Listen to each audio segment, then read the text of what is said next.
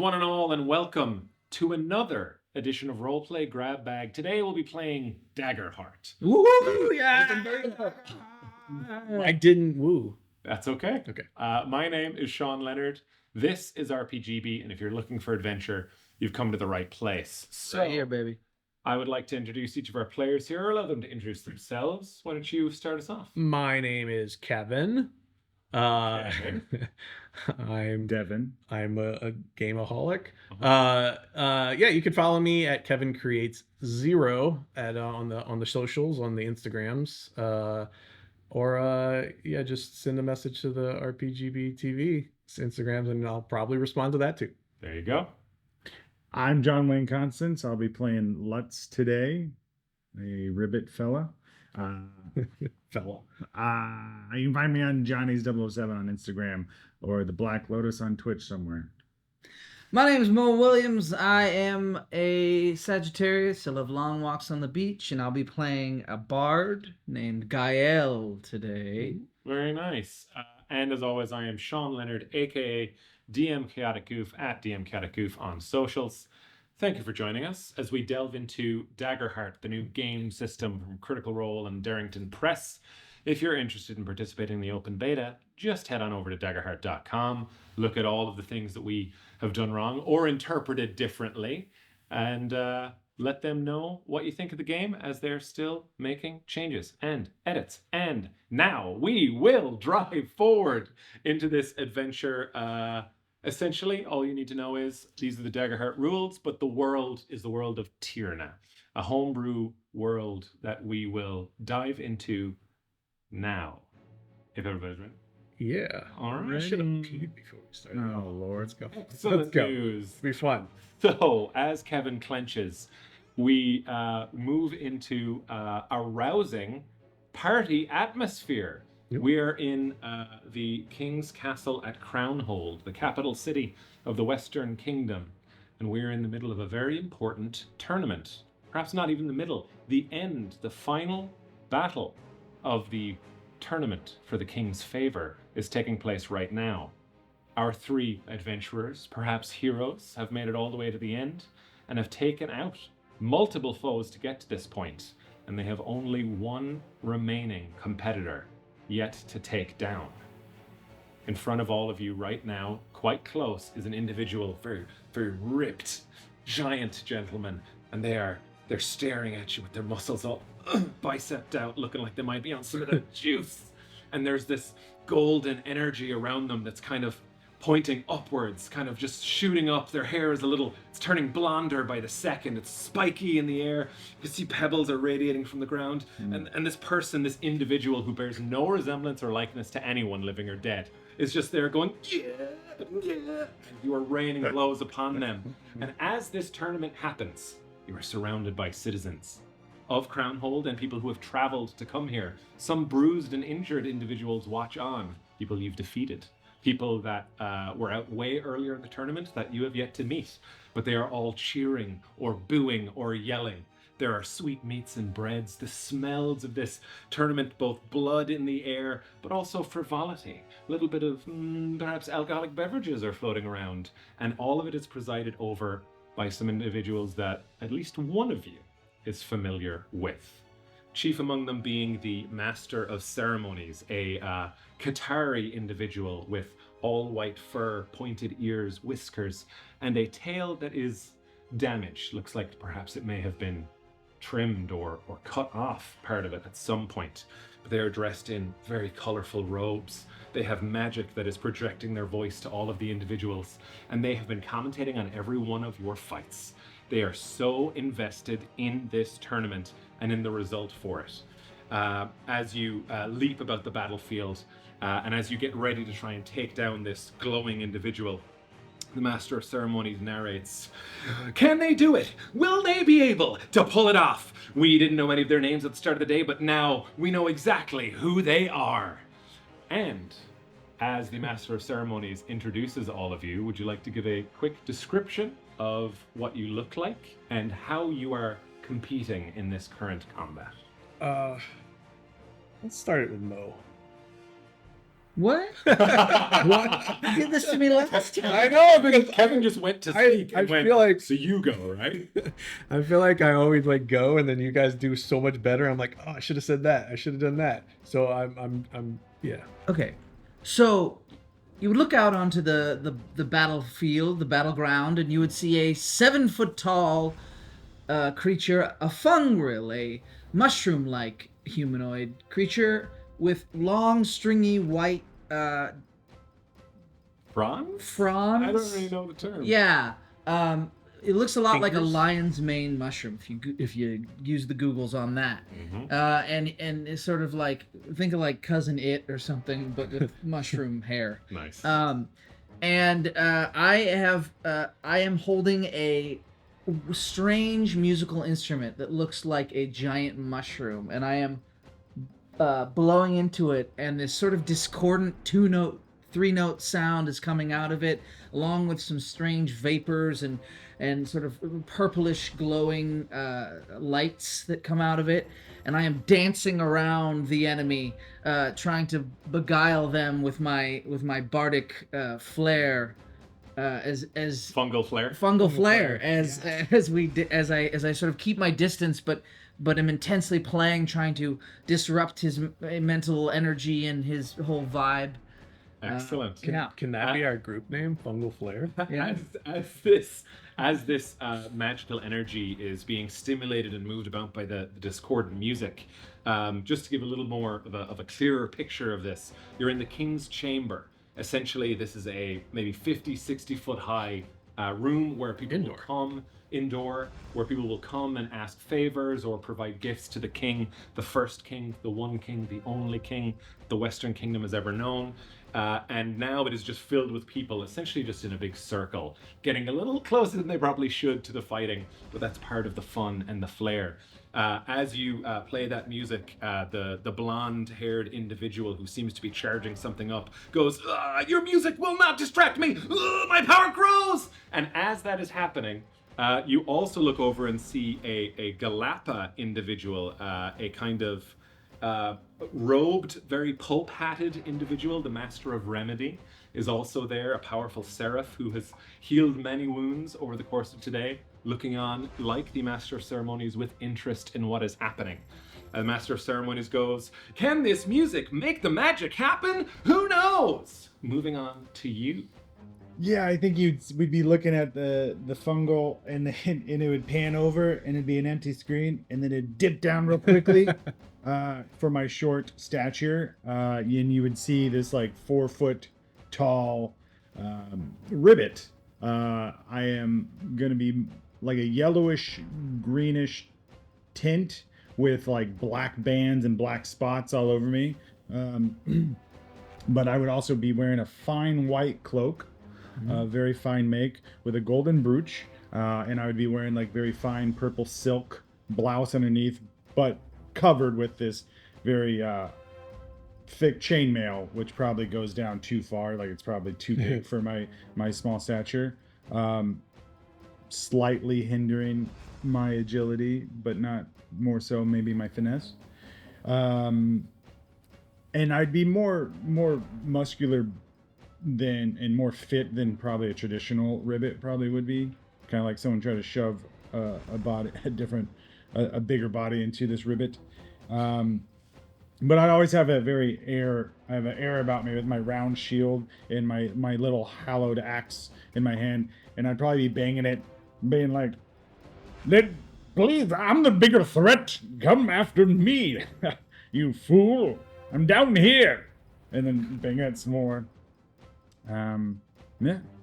And as the clanging kind of almost adds a percussive beat to the music that's being played, as you try and get the attention of this giant you are in combat with, the Master of Ceremonies continues to narrate. "Well, I guess if you're feeling froggy, jump!" And as you speak, as your voice rings out, though your appearance may have changed some weeks or months ago, the voice still sounds fairly similar, and an individual very close to the king. This is a Dracona woman, very, very large and muscular, known as the Armor, the captain of the King Shield. Kind of their head tilts as they hear the voice, as if they're remembering something, as if they're familiar with it. And while they are not allowed to show how invested they are in the contest, you can see that they are craning forward, wanting to analyze the footwork and the prowess of each of the people that are attempting to win the king's favor. And before we jump to you, the last two named individuals who are watching this event are Queen Maeve, a fairy who has been queen for not very long at all. She is perhaps the 801st queen of the king, who has been king since the kingdom existed. She is also very invested in what's going on, though a little leaning away from the king, kind of trying to ignore them and just focus on the battle taking place in front of them. And the only individual in this entire arena who seems to have no interest at all in what you're doing or what is happening is the king. Just kind of staring off to the side and up and to the left, inspecting their fingernails, occasionally picking up a piece of paper, jotting something down. Doesn't really feel all day like the king has cared about what is happening in front of them. But maybe you can change that. Kev. So, I feel like to continue the cinematic theme of like camera movement, I think it just like slowly like just pans over, and you see a furball, which is, for those who don't know, it's like a cow and a human, cow features. I'm like a Scottish Highland cow with like those cows with like the bangs or whatever. So it kind of like pans over to me, and I just kind of brush my little bangs out, and like cows. Cows. Yeah. So I brush my little bangs over, and I'm very much like very casual, like like baggy light pants on. I'm somewhat tall. I'm like 5'10" to 6 foot in that area. Rotund individual. A little heavier, but healthy. And and I got like a very just casual, like go with the flow, easygoing, far out man type vibe. I got like one of those like can't think of the word, like a poncho, like those surfer ponchos, like that type of garb that's on. Burning Man. Very, very Burning Man. But too lazy to go to Burning Man. Sure. There you go. Don't want to drive that far. Yeah, don't want to drive that far, man. If there's a bus that I can jump on that's going that way, sure. But so yeah, that's kind of my vibe that I'm kicking out there. My skin is light blue, like the color of like blue cotton candy. Like that's my skin tone. And I also have like a little elemental that flies around with me. It's one of my class features. It's a harmless, doesn't do any attacks or anything for me, but it's a little air elemental. It's a little light, like a green cotton candy flavor. I call him Stinky because he looks like a little fart. But he floats around with me. And is the hair that's kind of over your eyes, is that also blue, or is that different color? No, my hair it's more of like a white, but with like pink tint to it almost. Okay. So very, very You're doing a slushy. I'm a brony. Okay. I'm a brony. Missed the reference completely. I was like, oh, these are really interesting, inspired ideas. I just literally haven't thought of that until this moment. But there's an amazing documentary about bronies, and it just popped in my head. So yeah, I'm like a brony a little bit. Just got like a cool little like half smile vibe. Like always a positive force in the world. Speaking of force, I'm a wizard. So I am casting spells, but I feel like I will mention that my eyes are like orange, like fire, but like soft fire, like a light orange, not like a threatening, which brings me to my magic as well. It's not very like threatening when I use it, even though it some of it does damage and some of it doesn't, but it's very like, very, very, cotton candy colors and very sparkly and very much like, just, happy to be living. Okay. Happy to be living. Happy to be, my friends here wanted to compete in this competition. I'm not really about competing, but I could ask for things. I see a purpose to this. And, I'm here just helping my buds. All right. So as your magic and the multicolored kind of almost like lighting for a concert is joining this fray as well, the kind of golden glowing giant individual pulls their hands down to their side and starts going. It seems like their power level is rising, and you can see that the master of ceremonies, worried for the fate of this multicolored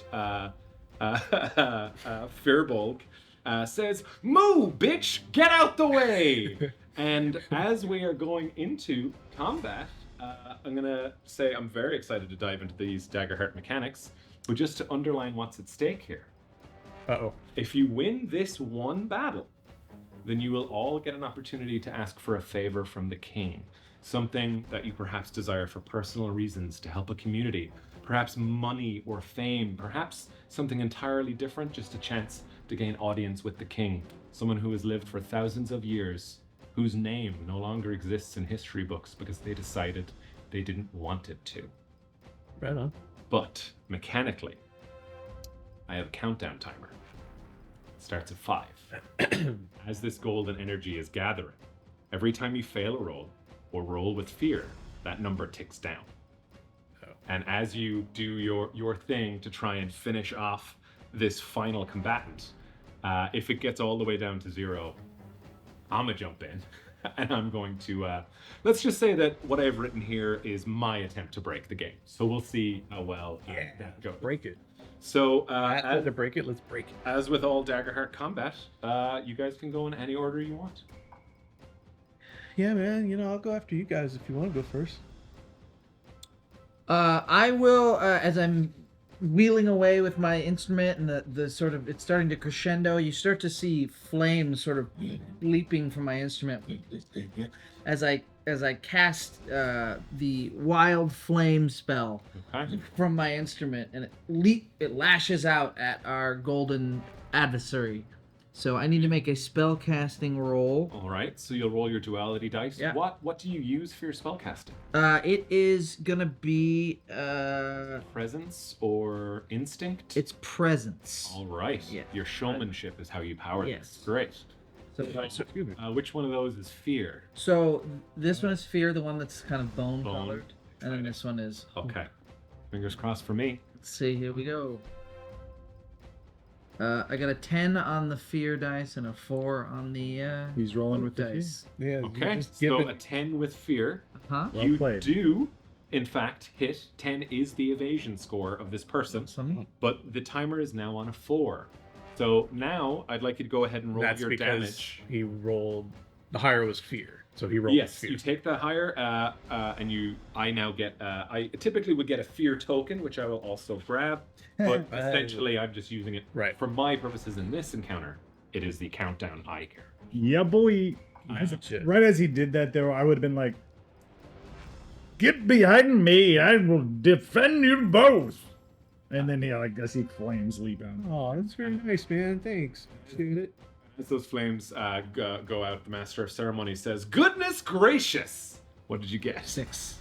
6 damage total. Yeah. Okay, that beats the minor threshold. They do take a point of damage. So because I rolled with fear, does that mean my stress goes up? What happens is I get a fear token, and in this case, the timer goes down.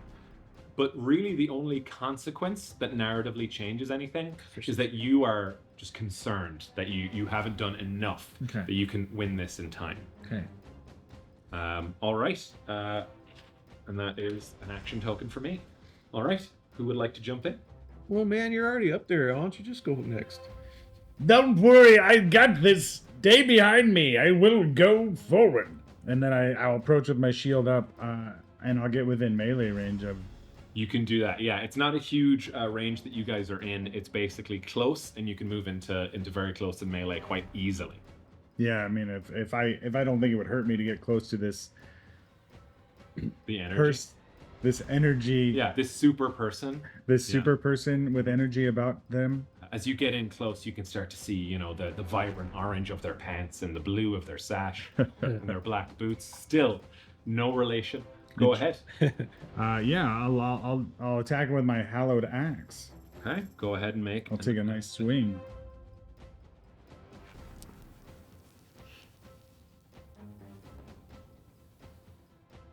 Well, that's lovely. It hit the thing. That sucks. What did you But get? That's a 4 with fear.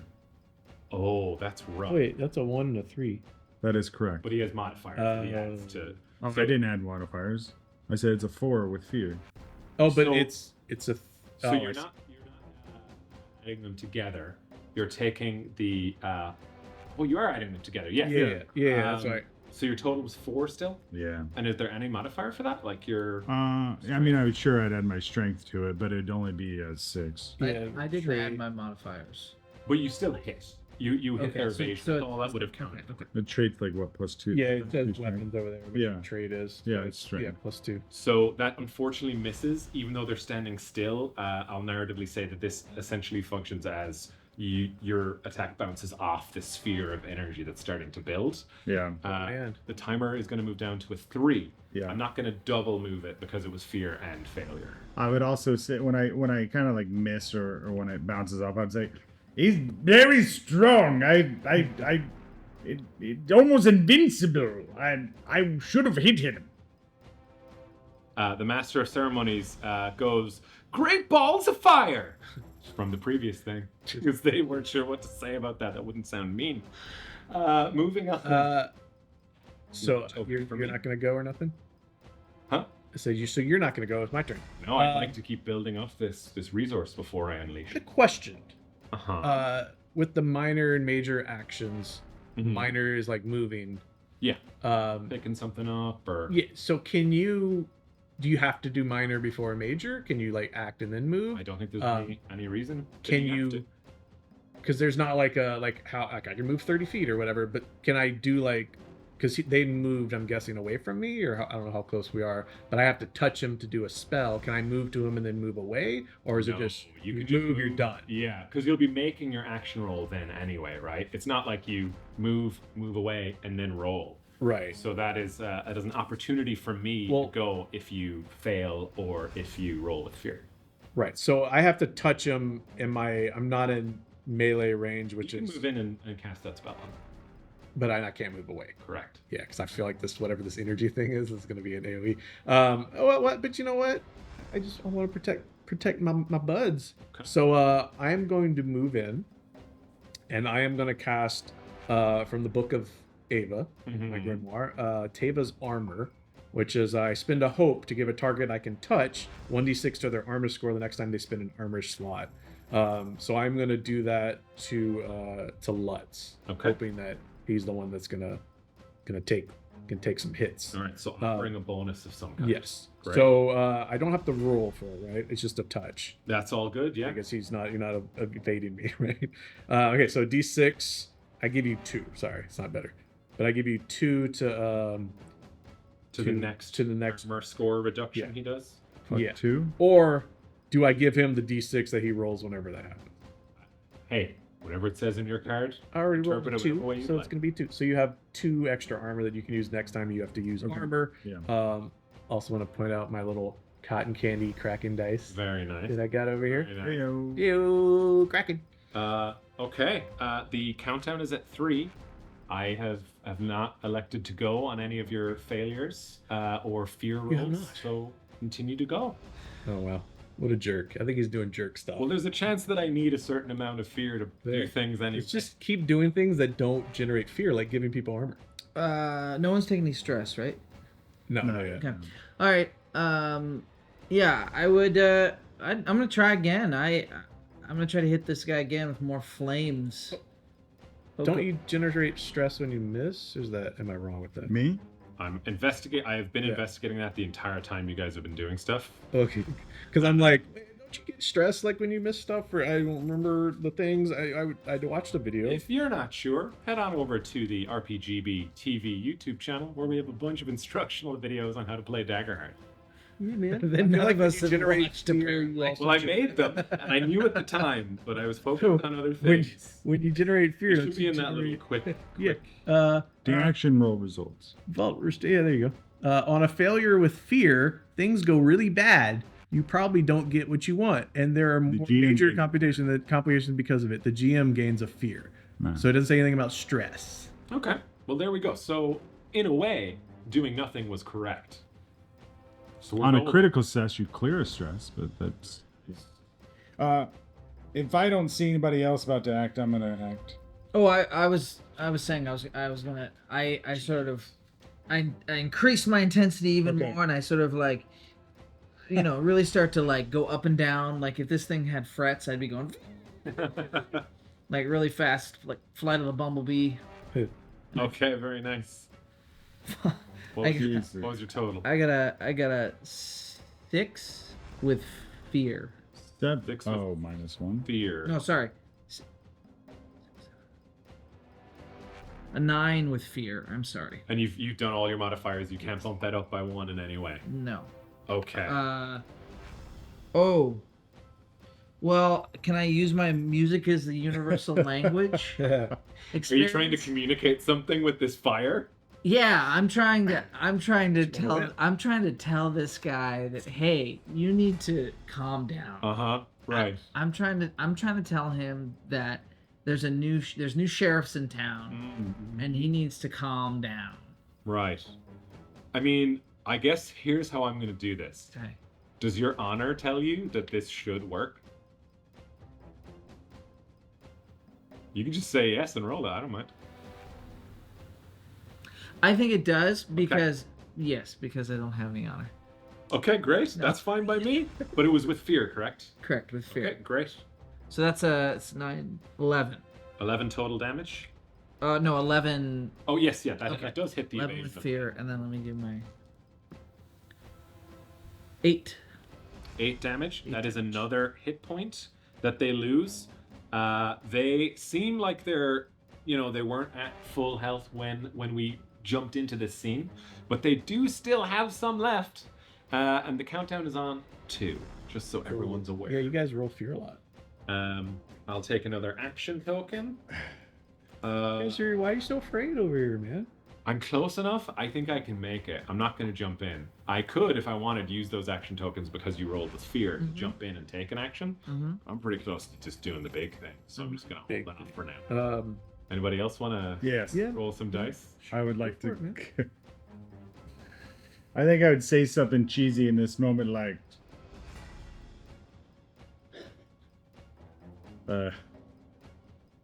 "Time to get tough," and I'd bang my shield with my hallowed axe, and you'd see like my little frog skin like harden, and like my little tiny like fit muscles kind of like somehow like start bulging a little bit more as I become unstoppable. Ooh. Got the roid rage, Pop. As you make that pun, by the way, the Master of Ceremonies is mid-sentence and they just stop talking. Their face kind of crinkles a bit and they just shake it off and they go, "Wow!" And then after I do that, I say, try this on for size," and I'll hit him with my hallowed axe. Okay, great. Make your roll. Oh, We're laughing at me. I'm not. I'm laughing I'm with talking you. to him. Oh, okay. I'm laughing at you. I'm rooting for you. I want to see this adventure go past 10 minutes. yeah, it might not. All right. Okay, I'm gonna take a stress. Oh, As unstoppable, I can spend a stress to reroll any single die I've rolled. okay. So you're re-rolling your hope die. You got 4 points to beat that one. What did you get total? 15. Okay, that Well, with does fear. hit with fear. 13. It's Plus my irrelevant, as long as it's over 10. Can we tell from So- looking at this gentleman what number his power level is at? Like if you had to guess. Yeah, if like you had like a magical way device. to read it, like would- to yeah. assess it. I would say that you would have to roll. It's somewhere between probably an upper tier of you would expect 8,000, but in certain rare cases it could be higher. So it could be over, Over 9,000. Yes, Okay. indeed, it could be. Okay. We got there. Okay. All right, so I'm gonna roll my damage die, which Please is a do. D10. On 1 on the countdown. It is a 4, but I get to roll a 6 because I'm unstoppable. Okay. So it's gonna be a 9. 9 is your 9 total damage. Do I get to add my strength to that? I don't. to damage? Your weapon. Oh, it's the it'll weapon. tell No, you. it's just a D10. Okay, so yeah, so it's just 9. So it beats their minor threshold. They take 1 more damage. They look like they're on the verge of going down, but they are not out. I'm on a 1 on the countdown. I've got 4 fear, and I've got 4 action tokens. Just so you guys know. Right on. Who's up? Yeah, I guess it's me. And Yes, it is. above the table, I don't want to just break the game. I want to break Sean's story. Okay. So since I'm close, I'm just gonna reach out a little hand to the guy. Uh-huh. Just gonna reach out a little hand Uh-huh. and like go to touch him, Uh-huh. and I'm gonna try to put him to sleep with slumber. Oh, So I have to make a spell casting roll, great. which I'm guessing is 2d12s. Okay. My spell casting is knowledge, so I have a +2 in that. Okay. So I add that to this total, I guess, spell casting. Very intrigued to see Sure. how this works. So we know if it pans out against a very close target. So I had to get closer. Yeah, you're fine. On a success, they fall into a temporary sleep until they either take damage or the GM has to spin his fear to awaken them. Oh, great. Yeah. That's fine. Yeah, I got a bunch of I know fear. you got a Yeah. bunch of fear. If you do roll But- with fear, the timer hits 0. I don't want to hurt this guy because he's just doing his thing. He's just competing like the rest of us. Fair enough. Here we go. Oh, I didn't say which one my fear was. Same Pretty- as before. But Give me Should the I number. reroll? I was gonna say it's red, but that's the lower one. So do you want me to reroll? Wait. because I didn't say. No, whatever it was Perfect. last time. I didn't roll last time. Oh, you used your first roll. First roll. I think I'll reroll. red makes sense. Okay, because I was gonna go with the blue being like That's the fine by happy me. hope and the pink being the not so hope. It's fine by me. So I got plus my 2, so it was also a 15 that is gonna beat their evasion with- if that's what they're trying to. with hope. Okay. So Go you ahead gain- and you get a award hope. yourself a hope. You get a I award myself. I'm gonna do it. And you didn't need to spend any hope for that to I happen. did right? not. Okay. Not for that one. It was just a spellcasting roll. So yeah, so they fall into a temporary sleep, which temporary means that you have to spend fear Well, to break it. so here's what happens based Yeah. on the tournament. I just want to break his. You guys were very close to taking 2d20 damage. Yeah, that's why. That was what that effect was going to be, and it would have hit everyone in the combat. Yeah. So I gotta start. I kind of assessed that, and that's why I wanted to break that concentration. because of the rules of this tournament, the last competitor on the opposing team, as you reach out and touch them, and you tell them to essentially take a nap, Hey, take man. load off, Take a load off. they go, "Come!" and they collapse, and the energy dissipates. Their hair goes back to black, and there is a hush in the arena for just a couple of moments, and you think, out of the corner of your eyes, that you can see the king slightly tilt their head, as if surprised at the outcome of this final battle. And then the cheers of the crowd, "Whoa!" as they raise their hands in the air, and the master of ceremonies announces you all as the victors. I want to take out like just something soft that I have and put it into the guy's head. Okay. Just help him out. Okay, you take out some lavender perhaps that you collected earlier, and you stuff it under their head. Very nice. As everyone starts to cheer and everyone starts to throw their hands up in Good job, applause, guys. is there any chant that you guys might want to impart to the crowd to start? Oh, thanks, guys. Thanks. That's really nice of you. Thanks. I start running around the arena with my hands up, like going like, Very nice. Very nice. and I start going, fun guys, fun guys, fun guys, fun guys. Wait, what was Roll I? a presence roll for I already me. forgot. Fungal flames. What were we? Fungal fan. Fungal flare. There was a lot of discussion about team names. I think Fun Guys was one of the big Sure. favorites, Yes. but I don't know. Ooh. Is Oh. Oh. It's all right. It's all right. 17 with the no, it's presence. It's nice. Yes, It's still with fear. it's- However you look at it, it's with fear. No, but but the number. But You don't add the 2 to Yeah, the so- hope. oh yeah, you just add the 2 to the total. number. yeah, so it's 17 with fear. 17 with fear. Wow, I need to spend this liquid resource. You guys, you fear blocked me. Hey man, As you do you're that, so hard, dude. Like a very high roll. Everyone starts to follow along with the chant. Fun guys, fun guys. Everyone's cheering. Everyone is very ecstatic. Oh, And that's then very nice. you notice someone in the crowd gasp, and everyone starts to slowly stop chanting, and the chanting turns to screaming, and people start to run. And as you turn your attention to the dais, the armorer's scimitar is missing from their scabbard, and the queen has moved from her seat, and you turn just in time to see she slices the king's throat with the sword of the armor. And as this happens, everyone screams, runs. The master of ceremonies is temporarily speechless. The queen whispers something to the king, who still somehow, even in this, seemingly the grasp of death itself, still somehow seems detached. And then the queen throws something on the ground, and there's a shimmer and a blur as she disappears. The king collapses. The armor runs over to them. Chaos. Would anyone like to do anything specific? Don't think we're gonna get a favor, guys.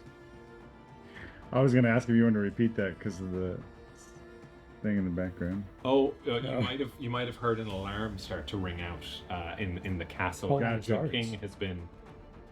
You can't tell from this distance whether it's a mortal wound or if it's going to become mortal with blood loss. But the armor very quickly regains her composure, and she starts yelling to various different members of the King's Shield, the guards of the castle and of the king, and they start to try and like corral people and force them out just to get them away. You guys, fairly close to the dais, are for now being ignored. I think I would go into like a helpful. All right, everyone, let's keep it orderly. Let's get in. Just listen to the guards. We're just gonna go out through the exit here. Just don't trample anybody. Just be very safe. They're gonna take care of this. Let's just let's get out like really easy, man. Let's just just start trying to help. There are women and children and even men who are weeping. Some are catatonic in the face of this. You see a small give them extra child time. just can't stop looking at the king, maybe even bleeding out until they're picked up and ran out by an adult. Okay. I would try to block like the eye line of any children like that, and just kind of like help wherever I can. Spend more time if people are crying or whatever, and just make sure they get their wits about them and move safely out. No, you. I think I would have been dejected at first whenever he put the dude to sleep, and I would have been like very disheartened that there wasn't more of a fight or a battle. Mm-hmm. And then as soon as that happened, I think I guardsman in me would kind of like kicked in, and I would have tried to I probably would have ran towards the king with my shield up and kind of like protecting him from anything else. Yeah, and that's what I'm currently doing. As the old reflexes kick in, and you almost fall into formation as various different services are being marshaled. The Master of Remedy, the Galapa Seraph, rushes over to see what they can do. The armor picks up the king, still holding the blood on the neck with their hand, and they move through an entrance or an exit, perhaps behind the throne, which you would know from past experience that there is just a chamber for the king in there. They're trying to get them away from prying eyes. I think I would sort of stand, because I'm, quite a bit taller than probably a majority of the people there. So I would kind of stand and look for my friends, seeing that they aren't getting trampled or anything like that. Especially my friend Lutz over here. When I see him go for the king and stuff, I would probably look around for the person that I was most likely here to see. So, whomever might be in charge of selecting the royal entertainment. That would 100% be the Master of Ceremonies. Yeah.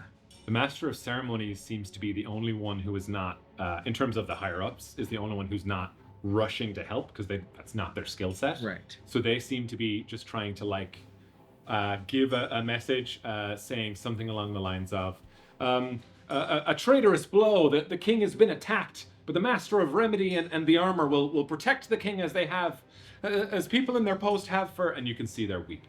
Just tears flowing. As I realize that I've got them at least in the vicinity, I start going, Sure.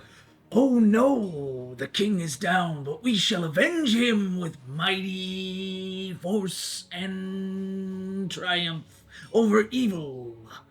We shall be the heroes of an age, and we will remember this day." And I go on, like trying to weave this tale into like an epic tale that has not happened yet. And is this something you're doing for fun, or do you want to roll for this to try and inspire some attention? No, I think I want to inspire some attention. Yeah, So I would for like sure. you to make a presence roll with disadvantage. Okay, So so take a d6, roll that with your duality die, Okay. and the d6 is with the minus. got it.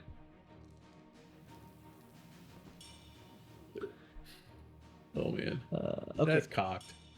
is it cocked? Yeah. No, no. He So uncocked it. let's see, what's 7 plus 8? 15. 15. Plus Minus- your Plus presence. Your presence too. I'm guessing. 17 minus 6. Oof. Ooh. So an 11 Yeah, 11 with fear. with fear. Thank Yeah. you. So as you do that, you don't antagonize anyone, which was a potential thing that could have happened there. But the with fear part, I think that you would pick up would be you rather than being able to perform and let other people perceive you, you actually perceive something unsettling.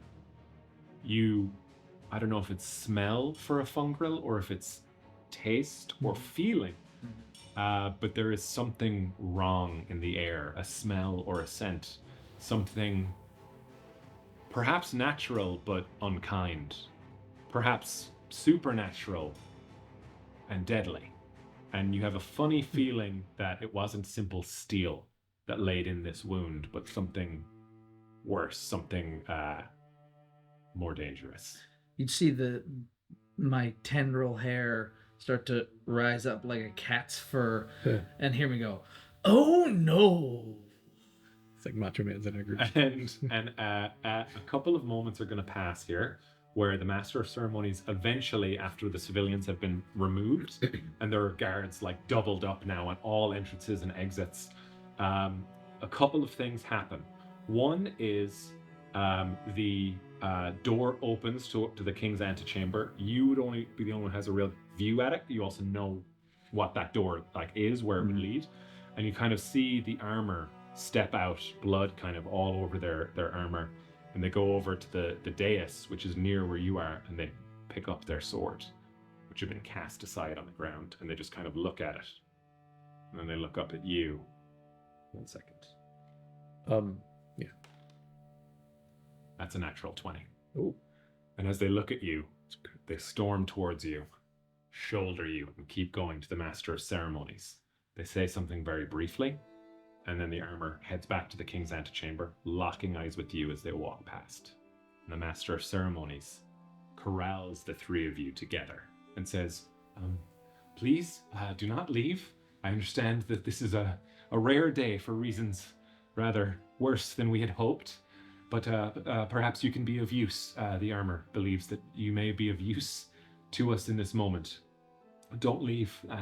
Please stay and serve your king.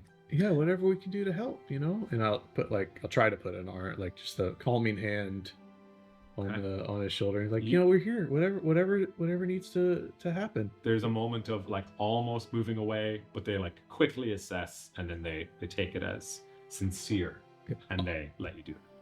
I also want to say earlier, I forgot to mention it. I have an ability called Strange Patterns where I pick a number before the game, which I picked 8. And if I ever roll an 8, which I did earlier, I just gain a hope. So I added a hope. Great. Just so you don't question later how I got That's extra all hopes. good. 8s, crazy 8s. Got it. Yeah, so for this whole session, anytime I roll an 8, I get a hope. Or I can either get a hope or clear a stress. Wonderful.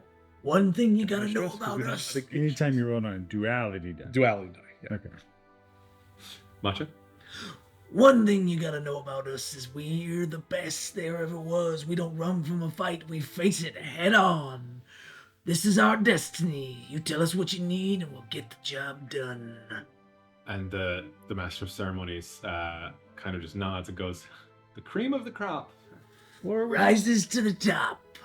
Indeed. And they're still really red-eyed and tear-streaked. Yeah. They seem very emotionally invested in what's going on. Anything in this brief moment of, essentially besides the guards that are kind of far away, kind of just left here for a few moments while something is happening behind closed doors. Hmm. I think I'd look really dejected at this point. Like my shoulders probably slump. I probably feel like my moment, like has been overshadowed by something where I was finally gonna get my old life back. To now, like it feels like I can't get that, and then also I've also failed because like someone I once served is probably dying. So I probably don't do anything. I probably just stare at the floor like this. Do we pick up on this? Well, I think for the few weeks, months, or longer you've been traveling together, would you say that it's rare for Lutz to be so dejected? I think in this moment, yeah, I think I'd only ever be dejected when I couldn't protect someone or I couldn't save someone. So like this might be like a rare moment of like, because otherwise I've probably been somewhat positive about getting my old life back. Yeah. And so it's probably like the first time in a while that you probably see me. Sure. So yeah, I think you both would notice. I think which I've done before in our travels, but I'm gonna open a line of telepathy communication just with you and me. Rude. Well, I don't want your ego to get in the way. But no, I just like, because I see you over there, and I just kind of like open up a little line and be like, "Hey, Let's, you okay? Everything all right? I know you lost your king, but I want to just check in, do a little check in, make sure you're good." Just doing just fine. Sometimes life just really takes things away and you're never gonna get them back. So are you saying this back through your head or out loud? No, I say it out loud. Now I just have to ask. So okay, just checking in. If you need to talk, I'm here, always here. You know that. So since I'm the only one, I only heard you speak out loud. I'd go, hey, don't worry, man. It'll be all right. and you'd hear, like, you guys would know Stage my voice. real voice is like this. It's gonna be all right. All right, things will work out.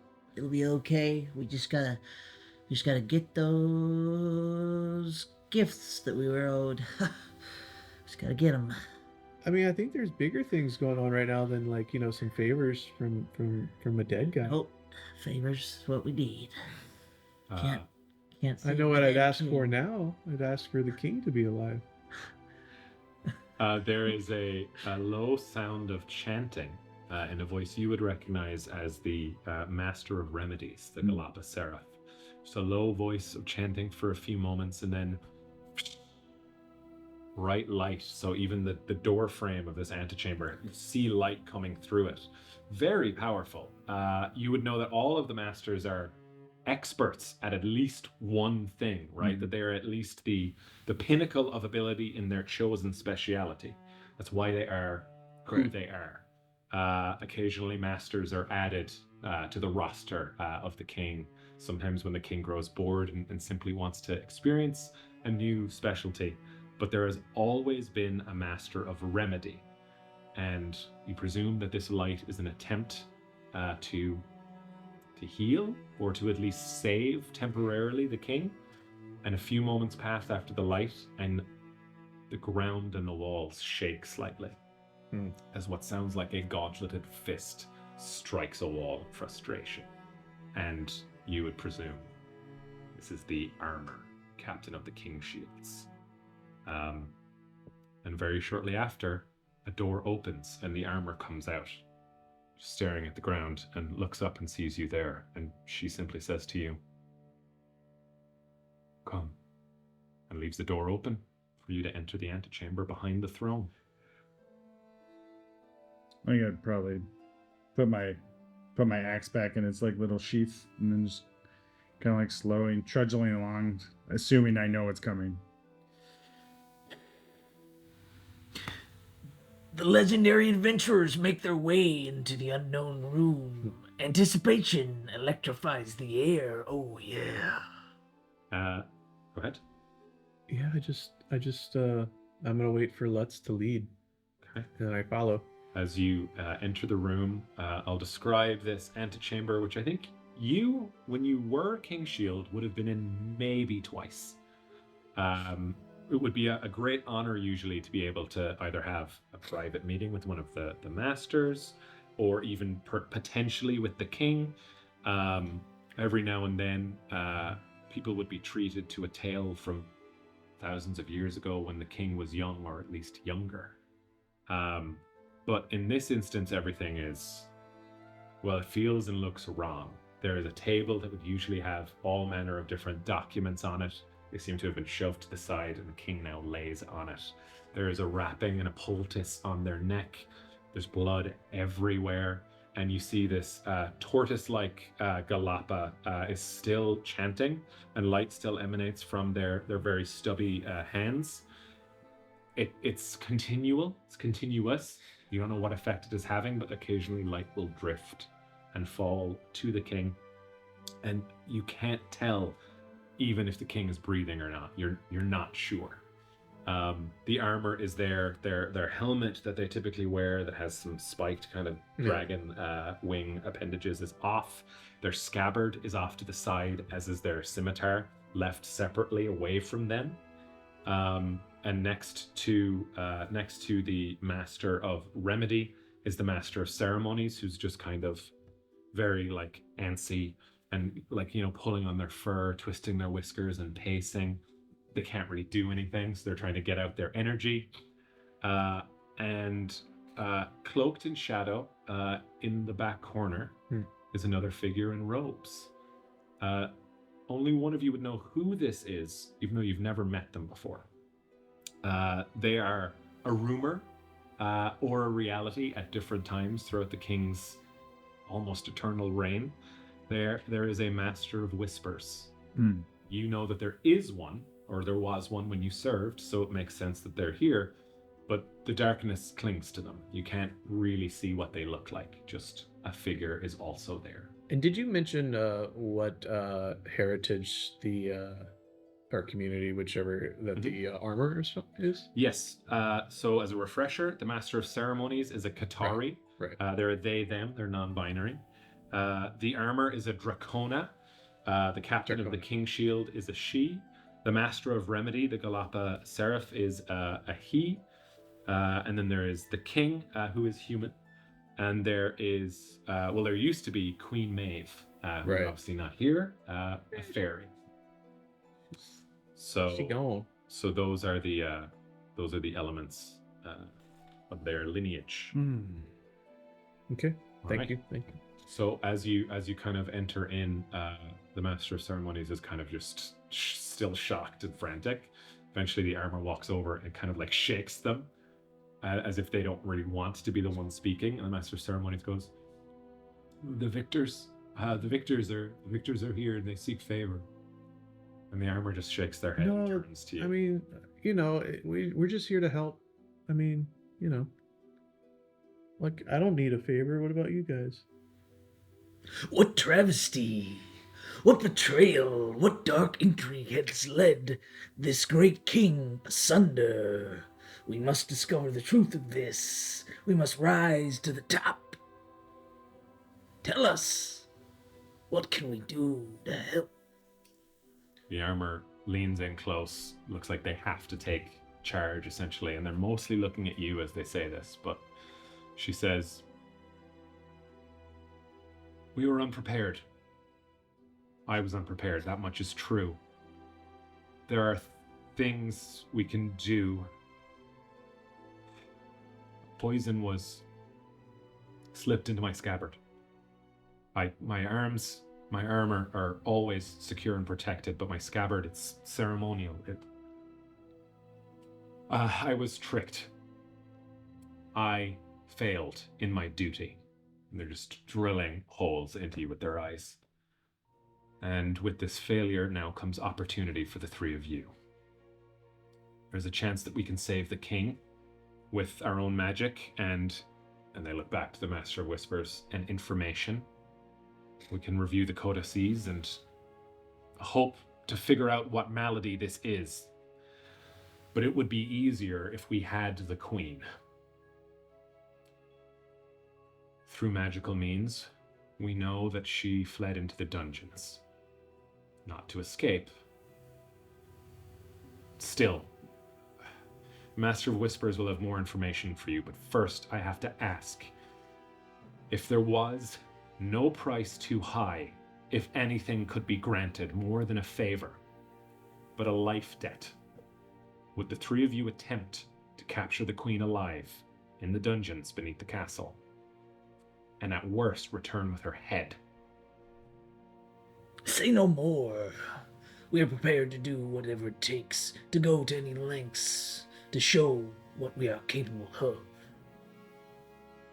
Yeah, but trying to bring her back alive though, because like we don't know what the circumstance was. Like if your scabbard was poisoned, maybe the queen was like under some kind of whammy, Like yeah, but I could go help. I could help, sort it out. And what about you, Lutz? I think I would have given a fake name up to this point. She says your real name. Oh. I rolled a nat 20. She 100% recognizes and remembers you. It's been a long time. Did you come here for some amount of revenge, perhaps? I could never take revenge against my own king. I only came to find access to the vaults, to only find a way to reverse what's been happening to me, or happened to me. But at this point, nothing else matters except this order you've bestowed me. And I do like the classic Kingsguard, like kind of like salute, like Three amigos. and then would you kneel, you think, in this moment? yeah, I think that would probably overtake me. I'm like, I will take this duty upon myself and I'll complete it with my life. And then do like the classic honor guard thing. Do you think you still have your king shield armor and weaponry and shield, or did you lose them or dispose of them? I think that would have like to like my overall background story as far as lost my identity. I think that would have been taken from me at some point. It's too big. Got it. So Somewhere in It probably would be too big, but I think I lost it completely. Like it was just kind of like taken to me when I was like knocked unconscious or something. So the armor just kind of nods and says, well then, you should know, Wandagrim, that armor can be made in many sizes. If you would continue to serve after this, while we search for a cure to your affliction. It would be my honor. Very well. It's like everything you wanted, man. Take this away from me. Were you or they them? No, I'm he, him. Man. Very well. The armor just kind of like wants to be done with talking to you. They obviously have, she wants to do other things. So she kind of says, meet with the Master of Whispers in their chamber. We will continue to seek to do what we can. And you look over and the shadow that had clung to one corner is gone. I knew it. But there is a door that opens that you had not previously noticed. It just kind of depresses and opens inwards, as if there is just a number of secret entrances and exits to this room. Like, that person's got real creepy vibes. Let's go see him. Just living their truth. So as you enter into this room, it's kind of a couple of steps down and around to like an actual room with another door that has been left open. And as you enter, what you see is uncomfortable. You could not put a name to the species or lineage of the Master of Whispers. They are hunched over. There are things moving under their robes. Gray skin. Their eyes are occasionally milky white. Sometimes eyelids close up and down or side to side. There is a smell, not a negative stench, but there's almost like sweat or just a mustiness in the area. And perhaps what you might notice being quite tall is the Master of Whispers is about your height, but loses a foot of it from being bent over. And what everyone notices is that one of the pieces of movement that is happening under the robes, looks like you can see a finger just poking out from under the collar of one. And there's a slight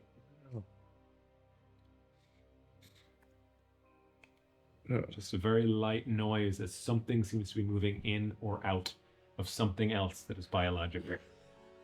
And as you kind of enter into this, and you see the Master of Whispers here, kind of look over to you, and they say, "You have chosen to help." Yes. I guess it's too late to back. Yeah, we're here to help. Just tell us what we know so we can be on our way to help revenge the king. I'm also like, I feel like just the map making in my brain is I case every room that we come in, and not like in a nefarious way, but just like I'm gonna draw a map of these secret rooms.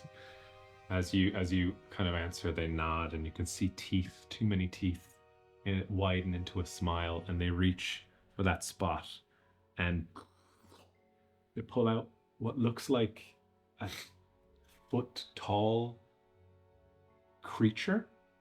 It has arms and legs, but it's covered in eyes. Eyes everywhere, all over it. And you see the Master of Whispers cradle it for a second, rub it as hundreds of tiny eyelids close, and it whispers. And then it puts it on the ground, and the thing hops away on some errand. And as that happens, the Master of Whispers gets on all fours and crawls over to you. And then they straighten themselves up to their full height, and more undulations under their robes begin anew. The dungeons.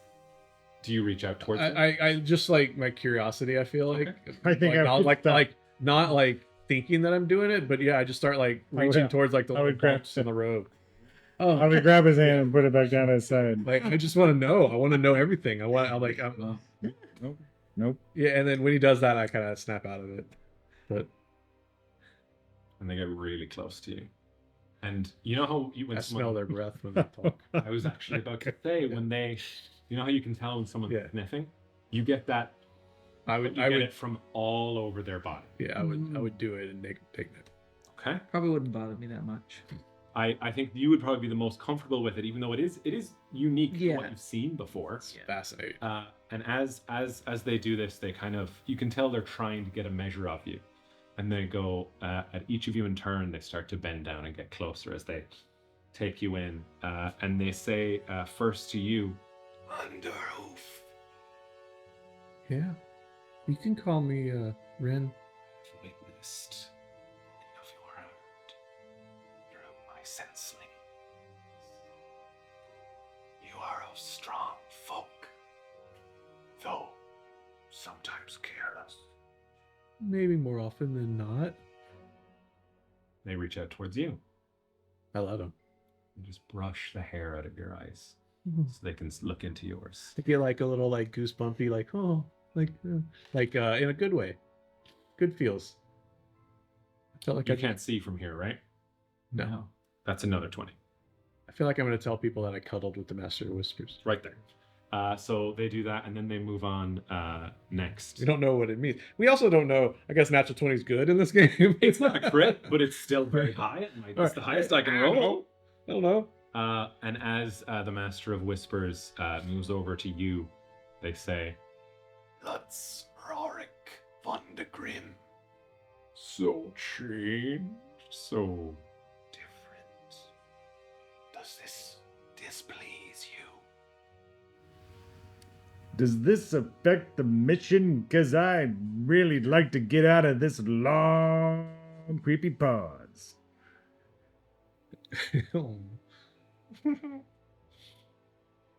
Sorry to intrude, but I like to gain the measure of any soldiers that will be given free rein to what lies beneath the castle. Pardon me for trying to ascertain a level of trust that is not shared. Little soldier, hurting. And you hear another noise like a and they reach behind them. And this one is all ears. Just covered in ears, only kind of 2 legs and like one small appendage that's a very large ear. This thing's a foot tall, and as they pull it out, imperceptible to you, no one else could hear it, but this earful creature, this senseling seems to, and it gets sent off another direction. And then it looks When it kind of, yeah. moves from John to Mo, I start reaching for like another little like on its back. Okay. Like that fascinates me. Like, do they all? Is there a mouth one in there? Don't make this more awkward than what it already is. And as it kind of leans over towards you, Gael. Gael. As it leans over to you, Gael, it kind of hesitates, and it just waits for a moment regarding you.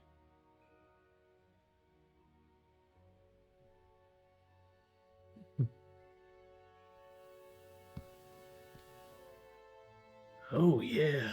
I was wondering what voice you would choose. Fascinating. I have a question. What were you going to ask for? From the king. I want the title of Master of Music of the Realm. I want to play my songs for all to hear. You hear laughter, but not from the Master of Whispers, but from a lot of different parts of the room. As you kind of see, there are senselings. They're all mouths in the rafters above you. There are flat, worm-like patches of skin that somehow undulate and move. And there are stranger still things that aren't immediately recognizable. Who knows what senses they are intended to replicate or perceive, but each of them laughs in turn. Yeah. And then the Master of Whispers nods and says, You have been measured. I am most pleased. Hold out your hands.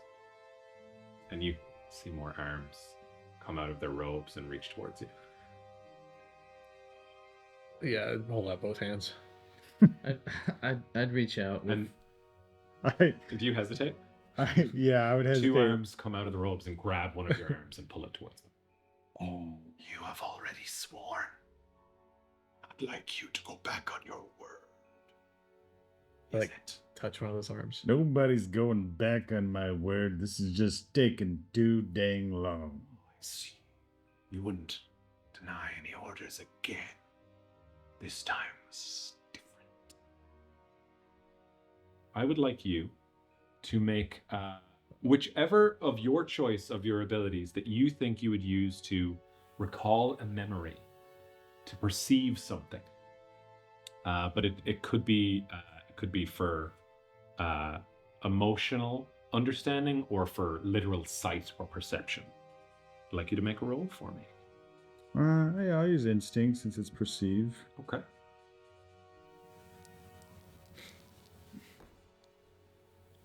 Yeah. It's a 14 with fear. I need to start spending these. With that Is there a 14. max that you fear that you can collect? Well, I'm not supposed to have this many, but you put me to sleep. So I was excited to spend them all, but that's okay. They can be easily converted into action tokens or other things. You recall on that fateful night, there was a wild-born village, perhaps, encampment, town location. You decide how long ago it was, but I would like you to briefly recount just a couple of images from that night of a choice you had to make and the consequences.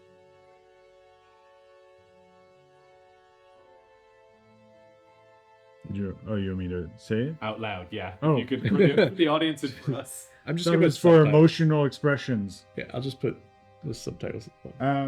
Yeah, I think since it would have been like during some sort of like uprising rebellion, and I was sent to help, quell this rebellion. But like when we got there, obviously it was like a village of wildborn who just didn't want to pay like extra taxes, and like they were armed with like pitchforks and like boards and stuff like that. And I think I refused to help quell this small rebellion. Yeah, and I basically like threw down my arms, and by doing so, someone with sinister intentions, who was giving this order, did not take that well. So parts of that night were foggy because of the trauma of being changed from one body to another, from being essentially having your sense of self warped externally, and how that might warp your sense of self internally. But you start to remember images from that night a little more clearly in this moment. You remember people yelling, "Raise the village," people taking things, not part of the mission, but just other soldiers taking things, and the higher-ups being fine with that. Fairies, some fungrel, and ribberts even fleeing from soldiers or hiding in their houses. You remember most of all, I think, the fear that day, and when you made that decision, temporary hope in some of those individuals' eyes. Perhaps they expected others to follow suit. And then you remember the darkness and the hands, 4, 5. You thought it had been a group of people that took you, and then something changed you. Elements of these small creatures that the Master of Whispers is producing remind you of that. Not the same, but somehow similar.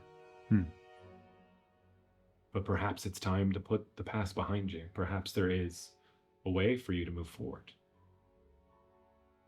And the hands grip you, all of you, tightly, and you feel a burning. Slight and quick, but a sigil is carved into each of you. It's runic and arcane. The Master of Whispers says, "This will grant you passage, where very few may tread freely. Oh, you lucky few, to go down, down, down. I think I know where the Queen is headed. I think I know." And you start to hear as many doors open up nearby, locks unlocking and doors becoming unbarred, or perhaps opening, or perhaps closing. And you, very interesting to you in particular as a map maker, you get a very brief layout of what to expect down below. The first floor below. Cells for prisoners, bandits, opposition soldiers. Shouldn't be any trouble. They should be locked. You should be able to move forward. And at the end, a staircase down and down the second floor. Machinery. Magical machinations. The Master of Creation, when there was one, created this system. Planks will move about, transporting items, leading people, guarding people, helping the prisoners live their best lives. You should be fine there as well, now that you are marked. There's more, but don't stray from the central path.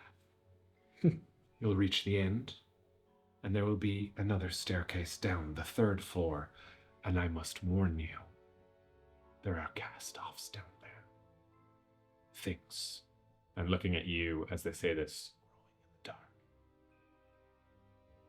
You see, we took it as additional security to allow certain beasts and creatures to dwell there. Though I have a theory that some of them were born from the oubliettes below. Those left to be forgotten by all but the king. That is the fourth floor.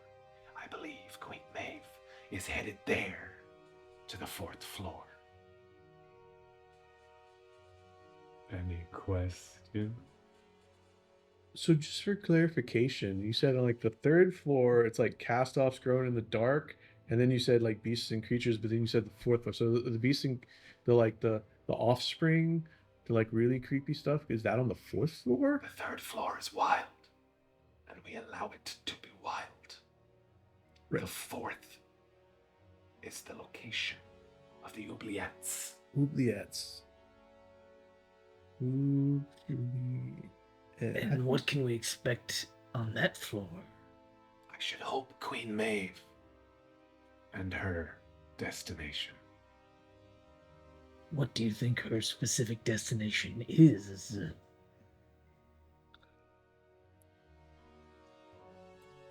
They start kind of like sucking on their own mouth a little bit as they seem to be arguing internally with themselves. And they kind of pull back, like someone to make a persuasion in the form of presence. Not gonna be me. That would be me.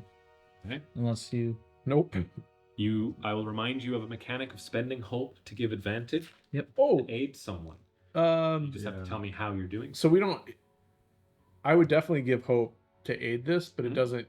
My score, because I have a -1 in presence. You're not teaming I'm up. just on helping him. You're just giving him an advantage, which is a D6 bonus. Mhm. But you should describe how in the world of the game you do so. And he's making this roll. To get more information. Information the Master of Whispers is reluctant to part with. Right. I think that with my telepathy, Mhm. I would open up a link with Gael. Gael, is it right? Mhm. And I would just give some words of encouragement. It'd be like, don't be, don't. This Master of Whispers is just, who they are. Like, don't be afraid to ask questions if you have something to ask about, because I feel like they know a lot. They're the Master of Whispers. They know what's going on. They seem pretty sure that the Queen's on like level 4. Yeah, I feel like just go for it. Like, no, there's no dumb questions. Okay. And as you get that D6 advantage, you're trying to hit a 15. Your difficulty here. Okay, so I roll my Duality die. duality die and then the d6. Yeah. Plus your presence. Right. Mm-hmm. With fear. Oh, see, It's not with fear. I gave him a 6 though. That's all I see is the 6. 18 with hope. Take a hope for yourself, and with that 18, you feel this kind of argumentative quivering within the body of the Master of Whispers, and they say, Fine. They seek another in an oubliette at the very, very bottom of the keep. Fell Scarlet. Fell Scarlet. Fell Scarlet dwells there, chained and captured. I do not believe Queen Maeve will be able to release them, but you should know. and their head starts to twist and twist, and it keeps going all the way around, and they say, They are not to be trifled with, either of them. Who's Fell Scarlet? A beast of a woman, stronger than any I have seen, and yet still under the thumb of one king, the first king, the only king. Was she like a previous wife? Of whose? The king. no. He's at 800 or something. I don't know. He's I like curious. I like that he suddenly goes real like normal with you, and he's like, "No." It seemed to be a disarming question for them initially when you asked it. And you're pretty sure like the queen's on 4? Like what if we have to go to 5? Should we know what's on 5? What's on 5? Should we go to 5? Or should we just like go to 4, and if the queen's not there, come back up and tell you? Are you making some kind of map to the secret places under the keep? No, I'm just curious. You mind Yeah. that you were making notes? Yeah. So No, were I you wouldn't doing lie. that? I wouldn't lie. Yeah, I think it's very interesting, like the history of this castle and the things that dwell within, and yeah. Show me your notes. Oh, they're all in my noggin. Oh. I haven't had like time to write them down. It might not be the most intelligent thing to write these down. Well, I was gonna draw them. You are not one best suited to subtlety and inference. Oh, yeah, that's fair. That's fair. Like, if you don't want me to, publish this or tell people about it, that's cool. I can do that. I can honor that. That would be a breach. We'll make sure he doesn't copy anything down. We'll keep it So I guess the mark only gets me so far, huh? without a paper trail. But he does bring up a good question. Is there more floors below the fourth that we may have to go into to accomplish our mission? None that I am aware of. Oh, yeah. Cool. So if we find like a fifth floor, we should just tell you about it. But in that case, could I draw a map about the fifth floor to show you? You feel this big movement on their back, and Oh, this one that happened. doesn't like leave the rope. It's But all you just fingers. see more movement as if something is in a backpack position behind the Master of Whispers. Oh, that's interesting. You do not fear. I mean, some things I fear, but Fear is not foolish. Fear is sensible. Do you understand? Oh yeah, I understand. I understand like fear. I'm curious sometimes. Is he too dumb to be scared? That's what I'm trying to figure out. I was thinking this is a fairly unsettling situation. It's not coming across I as think like it's a a curiosity. stupidity thing. It's more of like because I'm highly smart, but I'm very curious about things, Mhm. and I'm not the first to like I would think positive and optimistic about things before I think pessimistic about things. So even approach with something that's like a bad idea to talk to, like I'm not gonna lie to this guy, to anybody really. He asked the question, I gave him a straight answer, and then he's telling me not to. So I'm very sincere of like, okay, I won't publish. I don't want to hurt your feelings or do wrong against you. So yeah, I won't tell anybody or write a book about anything like or publish anything. But I'm still curious. So I'm legitimately asking him, if we find a fifth floor, can I bring that information to you? So the Master of Whispers doesn't answer that question. They seem more perturbed that you don't seem to be experiencing any level of tension or fear in this moment. And they seem to be biologically reacting to that as well as just, Okay.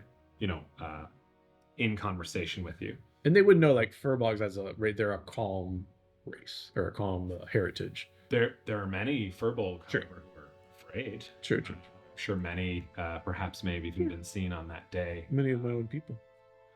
And as the Master of Whispers turns back to regard you, they say, Find the queen. Capture the queen. Bring the queen alive if you can, and if not, the head will suffice. Do nothing but this, and you will have everything you could hope for, everything you could wish for. But tread carefully. The path of hope can be beset by fear. This is the natural order. and then they reach back. One of their arms seems impossibly long for their body, and it keeps extending out of the robe. And they reach behind a desk, press a button. There's a strange shifting in the stonework on one of the walls, and a dark, dark opening is revealed. And the Master of Whisper simply says, "Down." I guess we're just going now.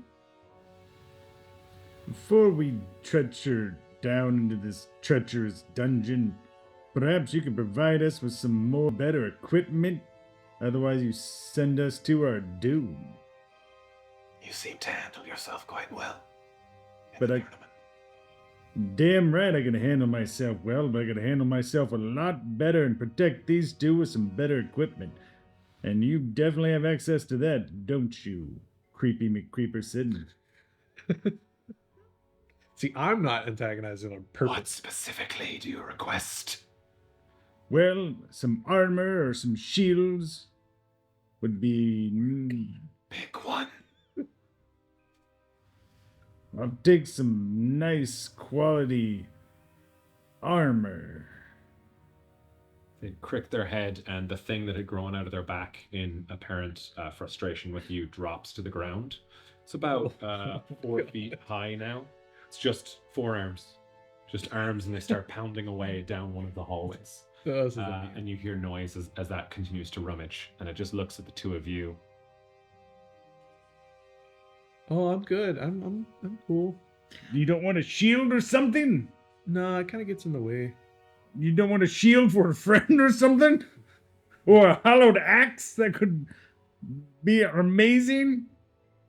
Are you saying you want me to get something for you?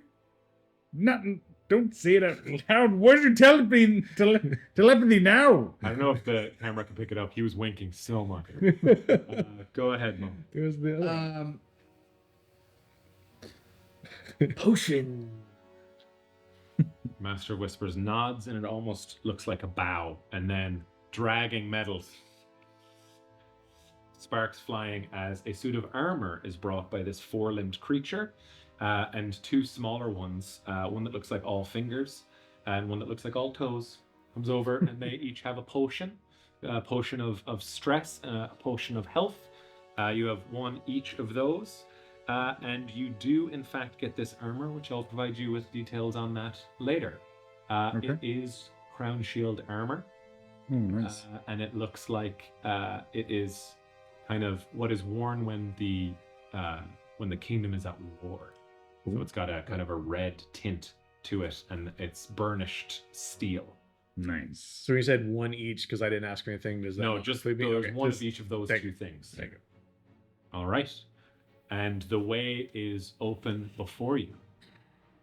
You couldn't have asked for a shield. I mean, if you wanted me to have something, you would have given it. You Yeah. better go first, my main frog.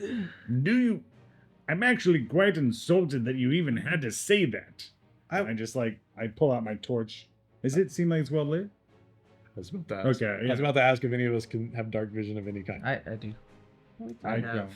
I don't. Because I'm underborn, it says low light living. When you are in an area with low light or heavy shadow, you have advantage Oh, so on low rolls light. to hide, investigate, or perceive details. So it's not really like dark vision. What is exactly? It's just a dark way vision? to perceive Yeah. in this kind of environment. You don't see light in this passageway. Okay. It doesn't mean there's no light further down. I'm just gonna make a guess and maybe say there's a lit torch in this room somewhere or something. Sure. So I just take out my torch and I'll hold it next to the lit flame, Okay. and then I'll proceed with my shield and this torch into the Hey, let me- the passage. Let me hold that because I can hold it over you and you can have your sword out. I'll just hold your torch. I would offer. Or you can. I give it to you like. Speed would be encouraged. Didn't someone say that before we started this creepy long talking crap? And I shove the torch into his hands, and I pull out my hallowed axe, and I'm like, it's an axe, and it'd be nicer if I could have had a nice sword, but no one asked for it. And I just start and I walk into the darkness, grumbling. He doesn't mean to be rude. Like he's just really stressed out right now because where we. After I don the new armor. The door through the door. Gotta be clear, I donned the new armor. Yeah. Yeah, catch up. As you proceed down these dark, dingy steps, there's a kind of a shimmer of energy as you each pass through this archway. You feel the sigil on your arms react, as if perhaps there are defenses that have been made permeable by these sigils. And as you go down, you think only a few moments ago it feels like you were in the midst of a joyous occasion, a party, celebration, teamwork, and hope for a better future. But now only darkness and concern for what the future may bring. And that is where we're going to end this episode. So you lose all that fear, right? Since Right, so it's all new Thank you session. for wanting us to play a little Daggerheart. Join us for part 2 as our fun guys descend down to the dingy dungeon depths. I'll take it. That's also an alt of our team name. RPGB, Daggerheart. .tv. RPGB.tv, Daggerheart.com. We'll see with a smile on your face. See you next time. Click the next video, autoplay. Have fun, good time.